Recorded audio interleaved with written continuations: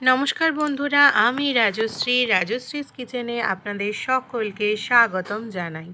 আজকে আবার এই পর্বে নিয়ে চলে এসেছি নতুন একটা রেসিপি। আজকে আমি তৈরি করতে চলেছি একদম রেস্টুরেন্টের স্টাইলে মিক্সড ফ্রাইড রাইস। হ্যাঁ, যার স্বাদ মুখে লেগে থাকার মতো হবে। আর অনেক দিন পর তোমাদের সাথে ভিডিও শেয়ার করছি, তার জন্য ভীষণই দুঃখিত। কিছু প্রবলেম থাকার দরুন আমি এই ভিডিওটা আপলোড করতে পারিনি। তো চলো এখন দেখতে থাকো কিভাবে আমি মিক্সড ফ্রাইড রাইস তৈরি করি। তো এর জন্য দেখছো আমি কিছু ভেজিটেবলস কেটে নিয়েছি, যার মধ্যে রয়েছে গাজর, বিনস আর ক্যাপসিকাম।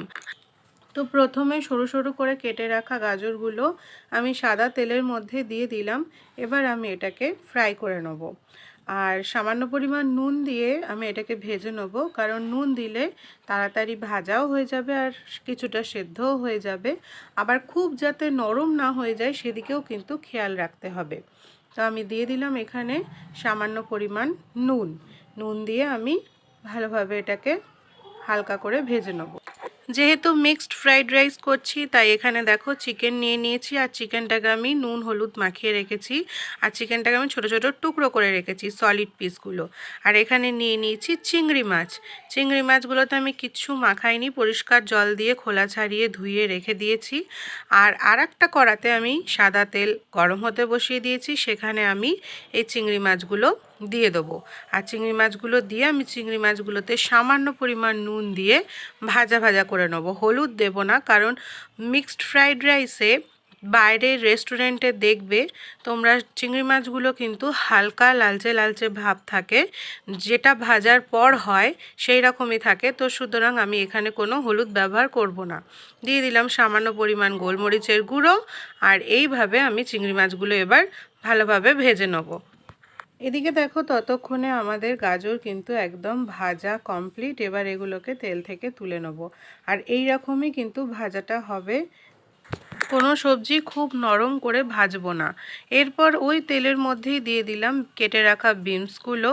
আর এই সময় যদি মনে হয় আর একটু সাদা তেলের প্রয়োজন তাহলে অবশ্যই দিতে পারেন। আর অনেকে আবার ঘি ও সাদা তেল দুটো মিলিয়ে সবজিগুলো ভাজেন, তাতেও কিন্তু কোনো অসুবিধা নেই।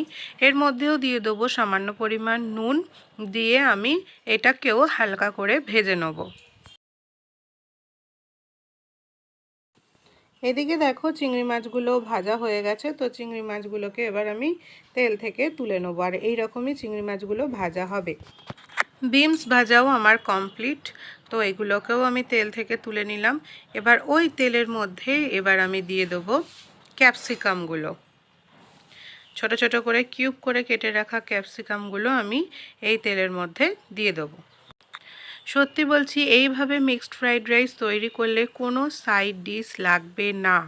আর এত টেস্টি খেতে হবে যে একবার খেলে বারবার খেতে মন চাইবে।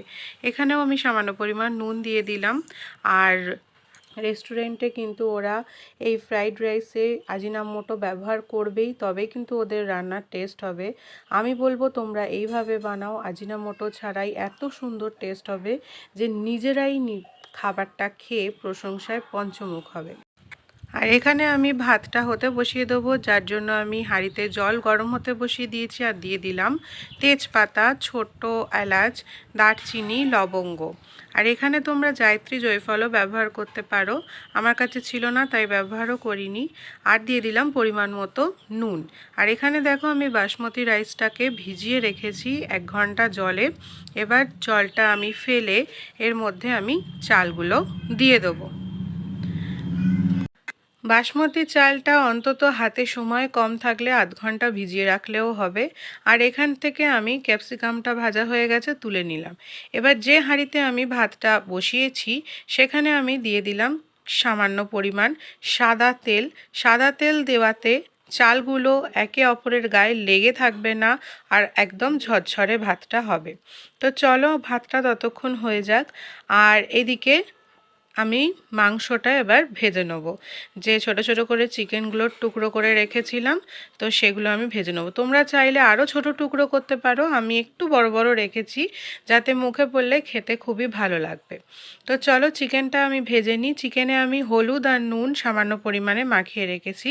তোমরা চাইলে এই চিকেনের মধ্যে সামান্য পরিমাণ ভিনিগারও মাখিয়ে রাখতে পারো।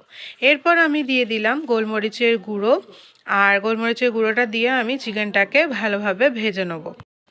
এদিকে দেখো চিকেনটাও আমার ভাজা কমপ্লিট হয়ে গেছে, একটু লাল লাল করে চিকেনটাকে ভেজে নিয়েছি। আর এরপর চিকেনটাকেও আমি তেল থেকে তুলে নেব। আর অবশ্যই খেয়াল রাখবে ভাতটা যেন ঠিকঠাক মতো সেদ্ধ হয়, ভাতটা যেন গলেও না যায় আবার শক্তও না থাকে, একদম ঠিকঠাক মতো সেদ্ধ হয়ে যায়। এরপর আমি এই কড়াতে এই তেলের মধ্যেই আমি ডিমটা ভেজে নেব। ডিমটা ভেজে নিলেই আমার সব কিছু কিন্তু রেডি হয়ে যাবে। সামান্য পরিমাণ নুন দিয়ে আমি ডিমটা ভেজে নেব, তো মিক্সড ফ্রাইড রাইসের সবটা কিন্তু একদম রেডি হয়ে যাবে। তো চলো সামান্য নুন দিয়ে দিলাম। এবার আমি ডিমটাকে ঝুড়ো বানিয়ে নেব আর দিয়ে দেবো সামান্য পরিমাণ গোলমরিচের গুঁড়ো। এইভাবে রেস্টুরেন্ট স্টাইলে তোমরা কত সহজেই বাড়িতে তৈরি করে ফেলতে পারো একদম রেস্টুরেন্ট স্টাইলে মিক্সড ফ্রাইড রাইস, যেটা খেতে মুখে লেগে থাকার মতো হবে। আর যাদের খাওয়াবে তারা তো আবার দ্বিতীয়বার এসে বলবে মিক্সড ফ্রাইড রাইস তৈরি করেই খাওয়াতে। তো চলো একদম সব কিছু প্রিপেয়ার হয়ে গেল। এরপর ভাতটাও কিন্তু আমাদের রেডি হয়ে গেছে। এরপর যেটা বাকি আছে সেটা হচ্ছে কড়াতে আমি দিয়ে দিলাম ঘি গরম হতে। এই ঘিয়ের মধ্যে আমি দিয়ে দেবো কিশমিশ। কিশমিশগুলোকে আমি ভেজে নেব। আর কিশমিশটা ভাজা হয়ে যাওয়ার পর আমি কাজুগুলো ভেজে নেব, কারণ কিশমিশ ভাজতে কিন্তু একটুও সময় লাগে না আর কাজু ভাজতে সময় লাগে। তো দুটো আমি আলাদা আলাদা করেই ভাজবো, না হলে কিশমিশটা কিন্তু পুড়ে যাবে। যাই হোক দেখো কিশমিশ এখানে ভাজা কমপ্লিট। কিশমিশটাকে তুলে নেব তেল থেকে আর এর মধ্যে দিয়ে দেবো কাজুগুলো। আর ঘিতে এই কাজু কিশমিশ ভাজলে টেস্ট কিন্তু আলাদা লেভেলেরই হয়। আর এই সময় একটু তোমরা বেশি পরিমাণেও ঘি গরম করে নিতে পারো, যেটা তোমরা ভাতের মধ্যে দিতে পারবে। তো চলো এখানে আমার কাজু ভাজাও কমপ্লিট। এরপর আমি যে ঘিটা থাকবে সেটা আমি দিয়ে দেবো ফ্রাইড রাইসে। তো দেখতেই পাচ্ছ একদম ভাত কিন্তু ঠিকঠাক সিদ্ধ হয়ে গেছে। আর ভাতটা কিন্তু গরম অবস্থায় থাকাকালীন সব কিছু সবজি, কাজু কিশমিশ, ঘি সব কিছু এর মধ্যে দিতে হবে।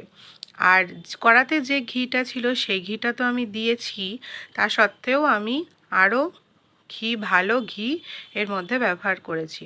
আর এদিকে দেখো ভেজেসগুলো চিকেন, চিংড়ি, ডিম সব রয়েছে, এগুলো এর মধ্যে দিয়ে দিলাম একে একে। এরপর এর মধ্যে দিয়ে দিলাম গোলমরিচের গুঁড়ো, যেটা একটু বেশি পরিমাণে দিতে হবে, দিলে কিন্তু খুব টেস্টি হয়। আর দিয়ে দেবো পরিমাণ মতো নুন। হ্যাঁ, নুনটা অবশ্যই টেস্ট করে দিতে হবে, ভাতেও কিন্তু নুন দেওয়া ছিল, তো সেই মতোই নুনটা ব্যবহার করতে হবে।